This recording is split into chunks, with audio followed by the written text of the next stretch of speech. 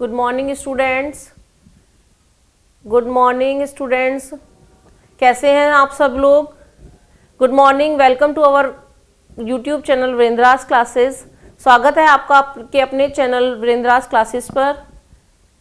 बेटा last class में, कल वाली क्लास में हम लोगों ने क्या किया था, वर्ब एंड मॉडल्स के क्वेश्चंस कुछ किए थे solve.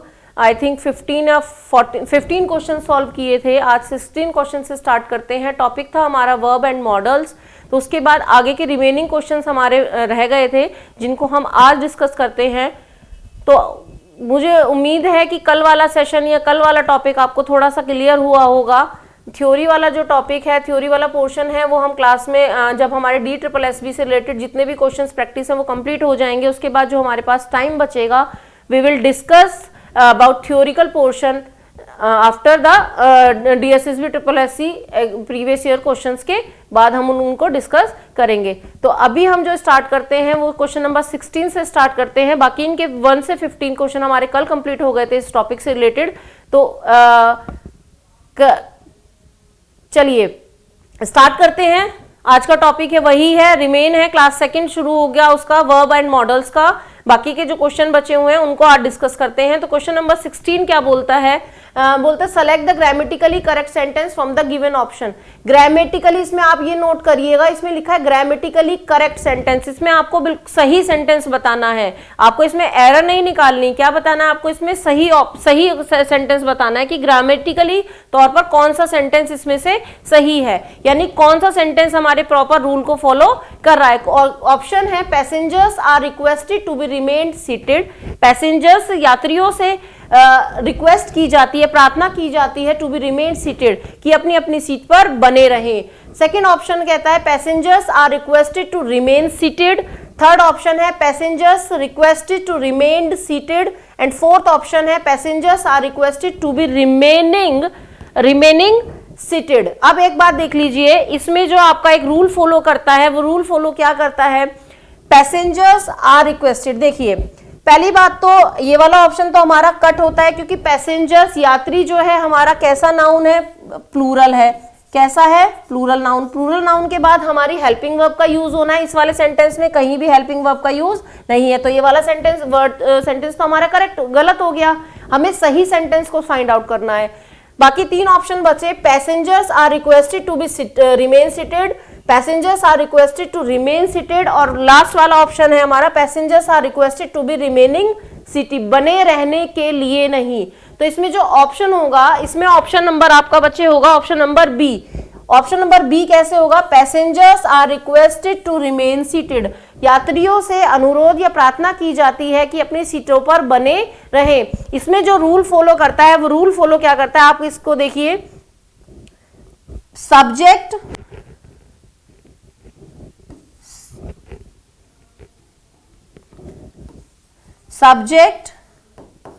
Plus helping verb, subject plus helping verb plus V3 यानी वर्ब की first form, sorry third form, plus 2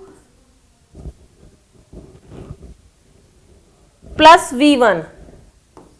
देखिए subject plus helping verb plus V3 plus 2 plus V1। जो रूल फॉलो करता है वो क्या फॉलो करता है? इसमें सब्जेक्ट के बाद क्या लगेगा? Helping verb. According to subject, subject के अनुसार ही हम क्या लगाएंगे? Helping verb. उसके बाद V3 रिक्वेस्टेड की जाती है 2 प्लस, और 2 के बाद वर्ब की फर्स्ट फॉर्म हमेशा आती है। मैंने बताया था ये 2 प्लस 2 के बाद हमेशा कौन सी फॉर्म आती है? वर्ब की फर्स्ट फॉर्म, जो हमारा क्या बनाता है बच्चे? जो हमारा बनाता है इन्फिनेटिव। जो हमारा क्या बनाता है? इन्फिनेटिव। मैंने बताया था इन्फिनेटिव, जीरेंड एंड पार्टिसिपल, 3 तरह के सेंटेंसेस होते हैं, इन्फिनेटिव, जीरेंड एंड पार्टिसिपल। तो इसमें यहाँ क्या रूल फॉलो कर रहा है? 2 प्लस V1 यानी इन्फिनेटिव का रूल फॉलो कर रहा है। और यहाँ पर आप देख लीजिए ये क्यों नहीं हो सकता, क्योंकि 2 के बाद क्या दिया हुआ है इसमें? ING form. जब भी मैंने बताया था कि 2 के बाद हमेशा कौन सी फॉर्म लगती है? वर्ब की फर्स्ट फॉर्म। तो ऑप्शन नंबर क्या होगा इसका? B. Option number B. Clear है? इसमें सही सेंटेंस बताना था, जो सही सेंटेंस है अकॉर्डिंग टू रूल वो कौन सा बैठ रहा है इसमें? Option number B. चलिए क्वेश्चन नंबर 17 की तरफ चलते हैं। क्वेश्चन नंबर 17 कहता है select the grammatically correct sentence, इसमें भी आपको सही ग्रामेटिकली सेंटेंस को चूज करना है, कोई इसमें फाइंड आउट नहीं करनी एरर। इसमें कह रहा है you or Saurabh are either to blame for this financially loss, तुम और सौरभ दोनों के दोनों क्या हो, इस फाइनेंशियली लॉस के लिए उत्तरदायी हो। सेकंड कहता है either you or Saurabh is to blame for this financially loss. Third कहता है either you or Saurabh are to blame for this financially loss. Fourth बोल रहा है either Saurabh or you is to blame for this financially loss. 4 option है, इसमें से आपको grammatically correct option बताना है कि सही ऑप्शन इसमें आपका कौन सा बैठ रहा है। आप देखिए इसमें कौन सा रूल फॉलो करता है।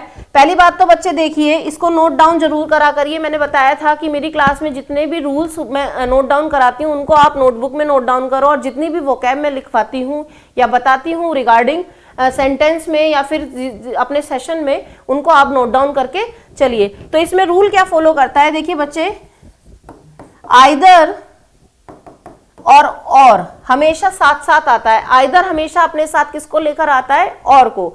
आइदर और का हम क्या बोलते हैं, इनको हम बोलते हैं कोऑर्डिनेटिंग कंजक्शन। कोऑर्डिनेटिंग कंजक्शन यानी ये हमेशा कंजक्शन साथ साथ आती हैं, ये कभी भी अकेले नहीं आती है, हमेशा आइदर अपनी बहन को या अपने छोटे भाई को लेकर आता है। और आइदर का जो छोटा भाई या छोटी बहन होती है वो क्या होता है, और। पहला पॉइंट तो हमें ये याद रखना है कि आइदर हमेशा अपने साथ किसको लेकर आता है, और को। दूसरा पॉइंट हमेशा ये याद रखना है इसमें कि आइदर और के बीच में, आइदर और के बीच में कोई ना कोई सब्जेक्ट जरूर काम करता है। आइदर और के बीच में कोई ना कोई सब्जेक्ट जरूर काम करता है। थर्ड पॉइंट हमें इसमें क्या याद रखना है, थर्ड पॉइंट हमें इसमें ये याद रखना है कि आइदर और हमेशा 2 या 2 से अधिक व्यक्तियों के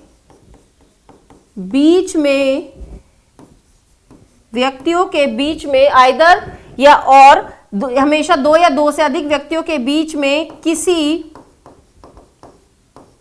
एक के विषय में बताता है, किसी एक के विषय में बात करता है या फिर बताता है। तो इसमें देख लीजिए फोर्थ पॉइंट क्या है, इसमें फोर्थ पॉइंट आप यहां देखिए, फोर्थ पॉइंट क्या होता है, ये हमेशा, ये कैसे वर्ड होता है, ये हमेशा पॉजिटिव वर्ड होता है। कौन सा वर्ड होता है, ये हमेशा पॉजिटिव वर्ड होता है। तो इसमें आइदर और से रिलेटेड आपके 4 पॉइंट बन गए। पहला पॉइंट आपका क्या है, आइदर और हमेशा, आइदर और कैसा होता है, पॉजिटिव होता है। आइदर और कैसा होता है, पॉजिटिव होता है। दूसरा पॉइंट बना कि ये कोऑर्डिनेटिंग कंजक्शन होती है, हमेशा आइदर के साथ और का यूज करते हैं। थर्ड होता है आइदर और के बीच में कोई ना कोई सब्जेक्ट जरूर काम करता है। फोर्थ इसका बना रूल, हमेशा 2 या 2 से अधिक नाउन के बीच में किसी एक को चूज करना पड़ता है। तो इसमें कह रहा है, इसको नोट डाउन कर लीजिएगा। अब ये कहता है कि या तो तुम या फिर सौरभ। पहली बात तो यू स्टार्टिंग में नहीं आएगा, स्टार्टिंग में क्या आएगा, हमेशा आइदर। 3 ऑप्शंस में हमें आइदर दिखा हुआ है। अब इसमें और भी है, और भी है, और भी है। मैंने कहा था आइदर और के बीच में कोई ना कोई एक सब्जेक्ट जरूर काम करेगा। अब इसमें आप देखिए either you or Saurabh is to blame, हमेशा ये कैसे काउंट होगा बच्चे, ये हमेशा सिंगुलर काउंट होगा। ये हमेशा कैसे काउंट होगा, सिंगुलर। अब ये जो हेल्पिंग वर्ब यूज होती है यहाँ पर, ये हेल्पिंग वर्ब जो होती है वो नियरेस्ट सब्जेक्ट के अकॉर्डिंग यूज होती है, जो उसके नियरेस्ट सब्जेक्ट होता है। अगर नियरेस्ट सब्जेक्ट हमारा सिंगुलर है तो वर्ब भी कैसी आएगी, हेल्पिंग वर्ब सिंगुलर। अगर नियरेस्ट सब्जेक्ट हमारा प्लूरल है तो वर्ब भी कैसी आएगी, हमारी प्लूरल। तो इस जो है ये कैसा है, सौरभ, नियरेस्ट सब्जेक्ट सिंगुलर है, तो सिंगुलर के साथ क्या आ जाएगा बच्चे, इसमें इज। सिंगुलर के साथ क्या आएगा, either you or Saurabh is to blame for this financially loss. या तो तुम या फिर सौरभ इस फाइनेंशियली लॉस के लिए उत्तरदायी हो। उन्होंने कहा कि सौरभ और तुम दोनों में से कोई एक इस फाइनेंशियली लॉस के लिए जिम्मेदार है। तो इसमें क्या बच्चा, देखो रूल क्या फॉलो कर रहा है, आइदर और के बीच में कोई सब्जेक्ट काम कर रहा है, पहली बात क्लियर हो गई। ठीक, आइदर के साथ और आया तो दूसरी बात क्लियर हो गई कि कोऑर्डिनेटिंग कंजक्शन बन गई है। थर्ड इसमें क्या रूल फॉलो हुआ कि जो हेल्पिंग वर्ब है वो हमेशा किसके अकॉर्डिंग आती है, नियरेस्ट सब्जेक्ट के, जो उसके पास में होता है। और दूसरा क्या है कि ये कोई भी नेगेटिव सेंटेंस नहीं बनाता, आइदर और हमेशा कौन सा सेंटेंस बनाता है, पॉजिटिव सेंटेंस। तो इसका ऑप्शन कौन सा हो जाएगा, option number B, option number B. Clear है, क्लियर बच्चे। चलिए नेक्स्ट क्वेश्चन की तरफ चलते हैं, क्वेश्चन नंबर 18।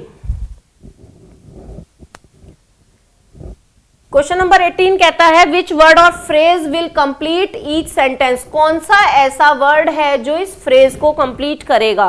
फ्रेज है, फ्रेज क्या होती है, फ्रेज होती है, फ्रेजल वर्ब होती है। जैसे बोल रहा है कि the tabla and the sitar, the tabla and the sitar dash good together, tabla और सितार जो है डैश टुगेदर। आपको इसमें से एक ऐसा वर्ड जिसमें से चूज करना है या फ्रेज चूज करनी है जो वहां पर आपका फिट बैठे।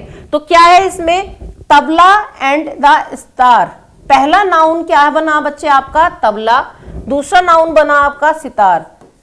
अब इसमें क्या रूल फॉलो होता है, इसमें रूल फॉलो होता है कि जब two different noun, when two different noun are connected, जब दो different noun connected with and, या हम कह सकते हैं कंजक्शन से जुड़े हों, देन जो वर्ब आती है, when two different noun are connected with conjunction, कि any conjunction noun, then verb जो आती है वो हमेशा कैसी आती है बच्चे, वर्ब आती है प्लूरल। ये तब आती है जब जो नाउन है वो दोनों अलग हैं, जब जो नाउन है वो दोनों अलग हैं, डिफरेंट हैं, और वो किसी कंजक्शन से जुड़ी हो, तो जो वर्ब आती है वो हमेशा कौन सी आती है, वो प्लूरल वर्ब आती है। तो ऑप्शन इसमें से आप देख लीजिए, इस साउंडिंग होगा नहीं, क्योंकि मैंने बोला प्लूरल वर्ब आएगी, साउंडिंग नहीं होगा, और साउंड्स जो है वो बच्चे सिंगुलर वर्ब है, सिंगुलर वर्ब है। सिंगुलर वर्ब में क्या जुड़ा हुआ है, इसमें सिंगुलर वर्ब में एस या फिर ईएस जुड़ा हुआ है, जबकि नहीं है। तो सिंगुलर वर्ब कौन सी हो जाएगी, प्लूरल वर्ब इसमें कौन सी हो जाएगी, साउंड। तो ऑप्शन कौन सा बैठेगा इसका, option number A, the tabla and the sitar sound good together. Tabla और सितार साथ में अच्छे लगते हैं। क्लियर। चलिए ऑप्शन नंबर, क्वेश्चन नंबर 19 की तरफ चलते हैं। क्वेश्चन नंबर 19 कहता है आपका, in each of the following question fill in the blanks with the appropriate alternative. Each of the following question, मतलब इस क्वेश्चन में आपको 4 ऑप्शंस गिवन हैं, आपको इसमें से फाइंड आउट करना है कि कौन सा ऑप्शन आपका इस फ्रेजल वर्ब को कंप्लीट करेगा। ये क्या है, फ्रेजल वर्ब है, slow and steady wins the race. इसमें क्या बनेगा, slow and steady wins the race. इसमें कोई भी रूल को फॉलो नहीं करेंगे। ये क्या है हमारी, एक आपकी ये क्या है हमारी फ्रेज है, और फ्रेज क्या होती है हमारी, जैसे बोलते हैं ना हम कहावत है, कि कहावत क्या होगा, ये यूनिवर्सल ट्रूथ है। और जो यूनिवर्सल ट्रूथ होता है बच्चे, वो हमारा यूनिवर्सल ट्रूथ जो होता है दैट कैन नॉट चेंज, जो कभी भी चेंज नहीं हो सकता। ठीक है, चाहे वो कोई सा भी टेंस हो, वो कभी भी चेंज नहीं होगा। फ्रेज में कोई भी चेंज, तो क्या बोलेंगे, नो चेंज एट ऑल। इसमें हम कोई भी चेंज नहीं करेंगे, नो चेंज एट ऑल। तो इसमें क्या आएगा, slow and steady dash the race. तो इसमें ऑप्शन होगा slow and steady wins the race, option number B. Clear. चलिए क्वेश्चन नंबर 20 है। आप देखिए, एक सेंटेंस आपको दिया हुआ है, इसमें आपसे पूछा हुआ है कि जो ऊपर गिवन सेंटेंस है उसमें आपको पार्ट्स ऑफ स्पीच का नाम बताना है। Parts of speech of the word is बताना है। इज कौन से पार्ट्स ऑफ स्पीच का वर्ड है। देखिए आपको पता है कि हमारी ग्रामर में पार्ट्स ऑफ स्पीच कितनी होती हैं, टोटल 9 होती हैं। टोटल ग्रामर में जो पार्ट्स ऑफ स्पीच होती हैं वो कितनी होती हैं बच्चे, 9 होती हैं। अगर क्वेश्चन में आपसे पूछा गया कि how many parts of speech are there in English grammar, तो you have to give answer. Answer कितना बोलोगे आप, उसके लिए बोलोगे कितनी होती है हमारी पार्ट्स ऑफ स्पीच, 9 होती हैं। तो इसमें पूछा गया है कि जो ये ऊपर सेंटेंस आपको गिवन है, ही इज अ बॉय, ये सेंटेंस है, इसमें आपसे पूछा हुआ name of the parts of speech of the word is. इसमें जो ये इज दिया हुआ है बच्चे, इज कौन से पार्ट्स ऑफ स्पीच का शब्द है। ऑप्शन है वर्ब, एडवर्ब, एडजेक्टिव या फिर कंजक्शन। वर्ब, एडवर्ब, एडजेक्टिव या फिर कंजक्शन। क्या है, ही क्या है आपका बच्चे, ये बताइए पहले। ही है आपका सब्जेक्ट। ए क्या है आपका, आर्टिकल। ए क्या है, आर्टिकल। बॉय क्या है आपका बच्चे, बॉय है आपका नाउन। उन्होंने पूछा है कि जो इज है वो क्या है, इज क्या है, इसमें वर्ब है, एडवर्ब है, एडजेक्टिव है, कंजक्शन है, क्या है? बहुत इजी क्वेश्चन है, बहुत इजी क्वेश्चन है। क्या है इसमें? वर्ब। ये किसका काम कर रहा है बच्चे? वर्ब का काम कर रहा है। वर्ब का या फिर हेल्पिंग वर्ब का, हम कह सकते हैं किसका काम कर रहा है? वर्ब का या फिर हेल्पिंग वर्ब का। क्लियर? क्लियर है? इसमें इतना कोई हार्ड एंड फास्ट नहीं था कि कुछ समझने के लिए कुछ ऐसा हो। इसमें सिर्फ और सिर्फ आपको क्या बताना है कि जो इज है वो क्या है आपका, कौन सा पार्ट्स ऑफ स्पीच है, तो कौन सा है? वर्ब, या फिर हम बोल सकते हैं हेल्पिंग वर्ब की तरह काम कर रहा है यहाँ पर। क्लियर? ही क्या हो गया? सब्जेक्ट। डिफरेंट डिफरेंट मैंने बता दिया। ही क्या हो गया? सब्जेक्ट। आ हमारा किसके अंदर आता है? आर्टिकल के अंदर। और बॉय क्या है? हमारा एक नाउन है। क्लियर?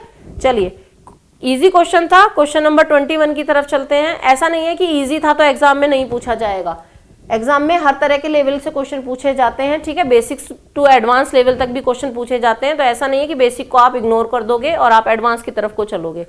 ठीक है, पहले हमारे बेसिक्स क्लियर होने चाहिए, उसके बाद हम लोग सोचते हैं कि हाँ धीरे धीरे किस लेवल पे जाएंगे? एडवांस लेवल पे जाएंगे। ठीक है, तो इजी मत ले आ करो कि बहुत इजी क्वेश्चन है, नहीं पूछेंगे कुछ एग्जाम में। क्लियर? ऐसा कुछ नहीं है। एग्जामिनर के स्टेट ऑफ माइंड का उस टाइम कुछ नहीं पता चलता कि वो किस टाइम पे कैसे मूड में है एग्जाम बनाते समय। क्लियर? बहुत इजी भी क्वेश्चन डाल देता है, बहुत हार्ड भी क्वेश्चन डाल देता है। क्लियर? चलिए क्वेश्चन नंबर 21 की तरफ चलते हैं। क्वेश्चन नंबर 21 बोलता है, in these question sentence are given with the appropriate word. इन सेंटेंसेज में ऑप्शंस गिवन है आपको और एक अप्रोप्रिएट वर्ड आपको इसमें चूज करना है। Correct alternative out of the given 4 alternative. 4 alternative में से आपको एक सही अल्टरनेटिव चूज करना है और आपको उस फिलअप में वहां फिट करना है उसको। तो क्या कहता है वो? ही स्पेस या dash throw the knows for the delay in taking timely action.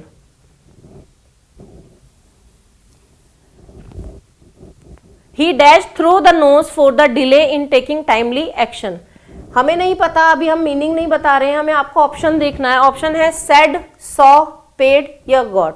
पहले ये बताइए कि ही dash through the knows for the delay in taking timely action. अब आप इसमें एक बात नोट करिएगा बच्चे, देखिए थ्रू द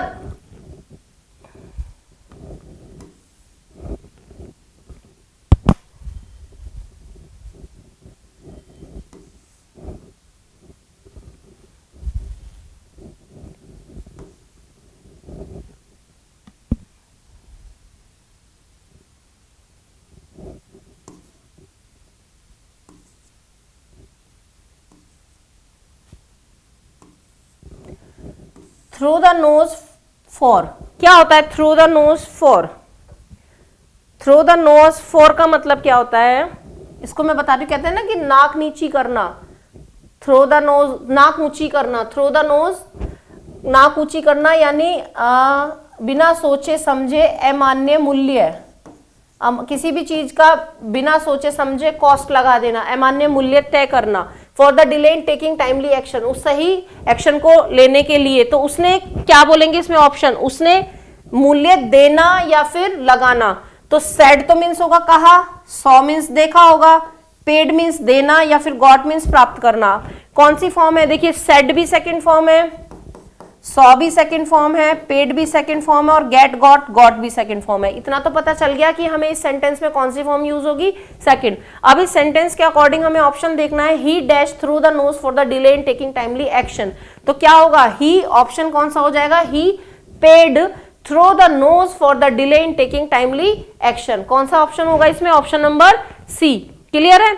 चलिए क्वेश्चन नंबर 22 की तरफ चलते हैं। क्वेश्चन नंबर 22 कहता है, देखिए बच्चे, fill in the blanks with appropriate word, choose from the alternative. एक ऑप्शन आपको चूज करना है। वो सेंटेंस बोलता है he must dash his bad habits, comma if he wants to join us. उसको डैश कर देनी चाहिए अपनी गंदी आदतें, if he wants to join us, अगर वो हमें ज्वाइन करना चाहता है।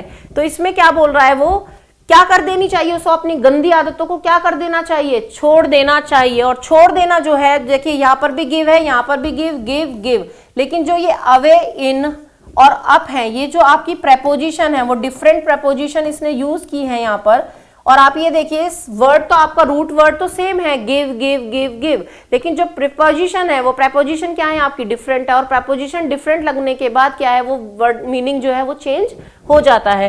तो गिव के साथ जब अप जुड़ता है, गिव के साथ जब या प्रेपोजिशन अप का एंड होता है तो इसका मतलब क्या होता है, इसका मतलब होता है त्याग देना या फिर छोड़ देना, त्याग देना या फिर छोड़ देना, और इसका मीनिंग होता है अबेंडन, अबेंडन त्याग देना या फिर छोड़ देना। तो वो कह रहा है he must give up his bad habits, उसको अपनी गंदी आदतों को छोड़ देना चाहिए if he wants to join us, अगर वो हमें ज्वाइन करना चाहता है। तो इसमें क्या ऑप्शन हो जाएगा, option number D, option number D. क्या मीनिंग होगा इसका, छोड़ देना। क्लियर है, चलिए देखो गिव अवे और गिव इन और गिव का मतलब, इन तीनों का जो मतलब होगा वो मतलब होता है सिर्फ देना, इन तीनों का मतलब क्या होता है, देना।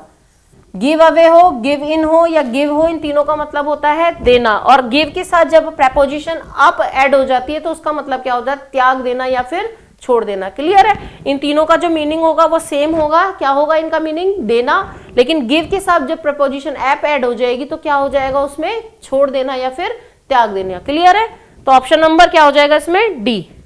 चलिए नेक्स्ट क्वेश्चन की तरफ चलते हैं। देखिए ये डायरेक्शन इसमें दी हुई है, डायरेक्शन आपके एग्जाम्स में भी ऐसे क्वेश्चन पुटअप होते हैं, ऊपर एक डायरेक्शन पढ़ लीजिएगा, उसमें डायरेक्शन में लिखा हुआ है, जैसे इसमें लिखा हुआ है क्वेश्चन नंबर 26 एंड 27, जो आगे आने वाले 26 और 27 क्वेश्चन होंगे उसमें क्या करना है आपको, read each sentence to find out whatever there is any grammatically error. आपको पहले सेंटेंस को रीड करना है, उसके बाद उसमें कोई भी ग्रामेटिकली एरर है तो उसको फाइंड आउट करना है। इन आइडोमेटिक एरर ऑन इट, उसमें वो किसी भी तरह की आइडोमेटिक एरर हो सकती है, ठीक है, ग्रामेटिकली एरर हो सकती है। The error will be in one part of the sentence, किसी भी सेंटेंस के सिर्फ एक पार्ट में आपको एरर मिलेगी। The number of that part is the answer, जो नीचे ऑप्शंस में आपको उसके नंबर दिए होंगे उस पार्ट में आपको उसमें फाइंड आउट करना है एरर, और उसके हिसाब से उसके अकॉर्डिंग आपको उसमें क्या लगाना है, ऑप्शन। क्वेश्चन देखते हैं, क्वेश्चन आते हैं अब नीचे। क्वेश्चन कहता है आपका, the economic disparity have grown rapidly in the era of globalisation and the free market forces. देखिए ऑप्शन सेंटेंस से कंप्लीट सेंटेंस दिया हुआ है, इसके आपको 4 ऑप्शन है, A B C and D. इन 4 ऑप्शंस में से आपको ये फाइंड आउट करना है कि कौन से पार्ट में इसके एरर है, ठीक है। उसको आपको क्या करना है, टिक करना है। सपोज पार्ट ए में एरर है तो पार्ट ए को आप वहां फिल करोगे अपने क्वेश्चन पेपर पर, आंसर शीट पर।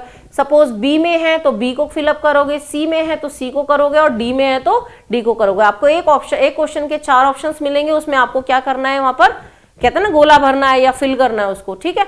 चलिए सेंटेंस है, the economic disparity have grown rapidly in the era of globalisation and free market forces. इस सेंटेंस में पहले 2-3 वर्ड मीनिंग लिख लीजिए, जो नोट डाउन करें। रैपिडली का मतलब होता है बच्चे तेजी से, रैपिडली का मतलब होता है तेजी से, ठीक है। और ग्लोबलाइजेशन का मतलब इकोनॉमिक का होता है आर्थिक, फाइनेंशियल जिसे बोलते हैं। इकोनॉमिक का मतलब होता है आर्थिक, फाइनेंशियली, और डिस्पैरिटी का मतलब होता है विषमता या विभिन्नता, विषमता या फिर विभिन्नता, विभिन्नता। देखिए इकोनॉमिक आर्थिक, डिस्पैरिटी विषमता विभिन्नता, रैपिडली का हो गया तेजी से, एरा हो गया युग, एरा हो गया आपका युग ऑफ ग्लोबलाइजेशन। ग्लोबलाइजेशन का मीनिंग क्या होता है बच्चे, ग्लोबलाइजेशन का बिल्कुल एग्जैक्ट हिंदी मीनिंग होगा भूमंडलीयकरण, भूमंडलीय करण। And free market forces, free market बोलते हैं मुक्त बाजार, फ्री मार्केट क्या बोलते हैं, मुक्त बाजार। क्लियर, कितने वर्ड मीनिंग होगा इसमें, 1 2 3 4 5 6। आर्थिक, इकोनॉमिक, डिस्पैरिटी विषमता विभिन्नता, रैपिडली तेजी से, एरा युग, ग्लोबलाइजेशन भूमंडलीयकरण, और फ्री मार्केट क्या हो गया, मुक्त बाजार। आप देखते हैं इसमें ग्रामेटिकली एरर फाइंड आउट करते हैं। आप ये देखिए इकोनॉमिक डिस्पैरिटी क्या है बच्चे, इकोनॉमिक डिस्पैरिटी क्या है,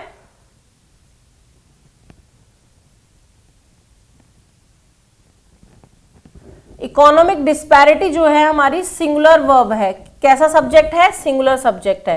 इकोनॉमिक डिस्पैरिटी क्या है हमारा बच्चे, सिंगुलर सब्जेक्ट है, और सिंगुलर सब्जेक्ट के साथ जो वर्ब आएगी वो कैसी आएगी, वो भी कैसी आएगी, सिंगुलर आएगी।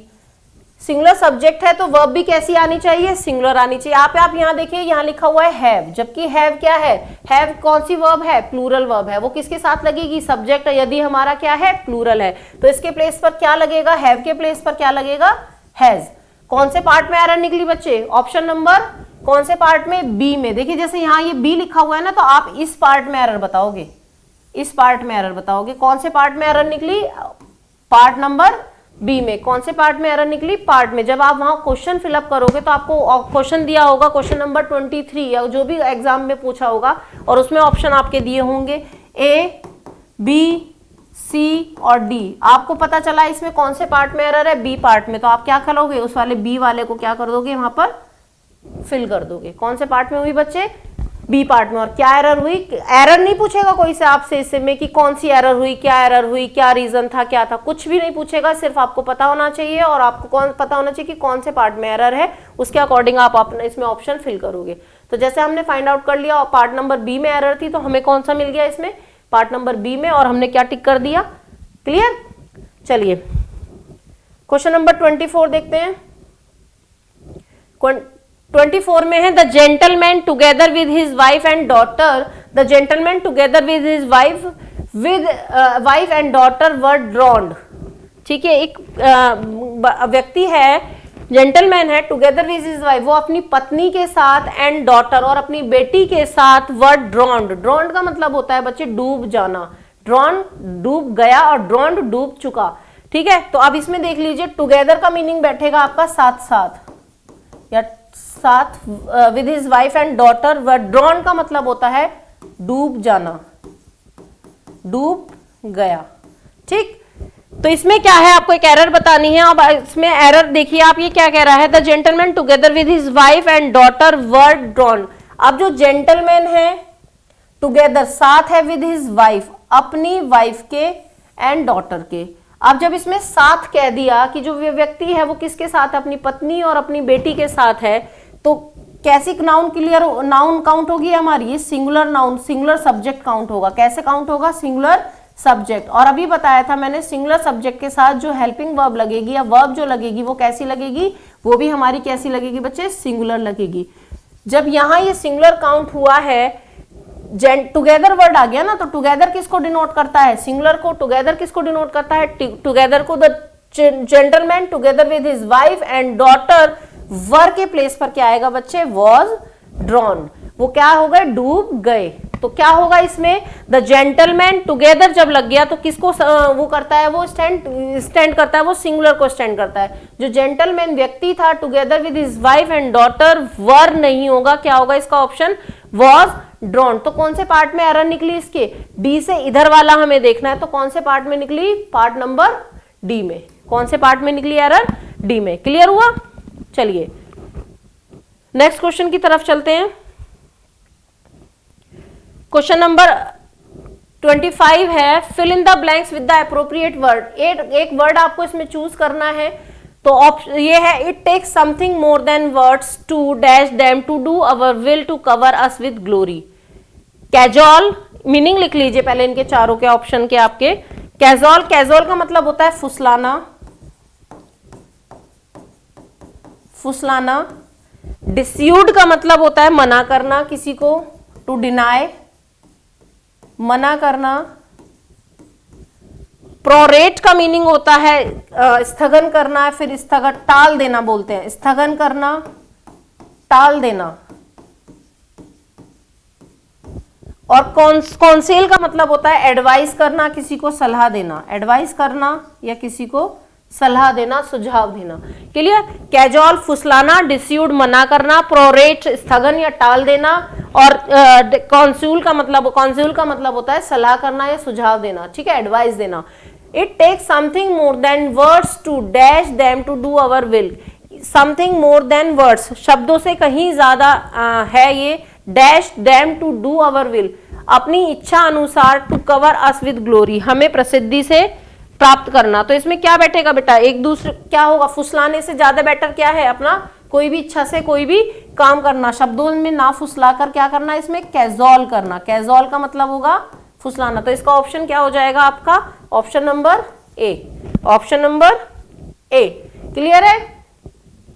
क्लियर बच्चे? Option number A, it takes something more than words to cajole them to do our will to cover us with glory. Clear? चलिए बच्चे, आज की क्लास को यहीं वाइंड अप करते हैं, आज की क्लास को यहीं वाइंड अप करते हैं, क्योंकि ये जो टॉपिक है हमारा वर्ब एंड मॉडल्स, ये हमारा कंप्लीट हो गया है। टोटल कुछ क्वेश्चंस हमने कल किए थे क्लास में और बाकी रिमेनिंग क्वेश्चंस हमने आज कंप्लीट करे हैं। तो ये जो टॉपिक है वर्ब एंड मॉडल्स, ये कंप्लीट हो गया है। होप ये टॉपिक या सेशन आपको अच्छा लगा हो। अगर आपको ये अच्छा लगा हो तो प्लीज़ इसको शेयर, सब्सक्राइब करें और चैनल को प्लीज़ सब्सक्राइब करें, आगे तक पहुंचाएं अपने फ्रेंड्स के साथ, ताकि वो भी इस चीज़ का बेनिफिट उठा सके और आगे आने वाले एग्जाम्स में उनके लिए ये हेल्पफुल सेशन रहे। ठीक है?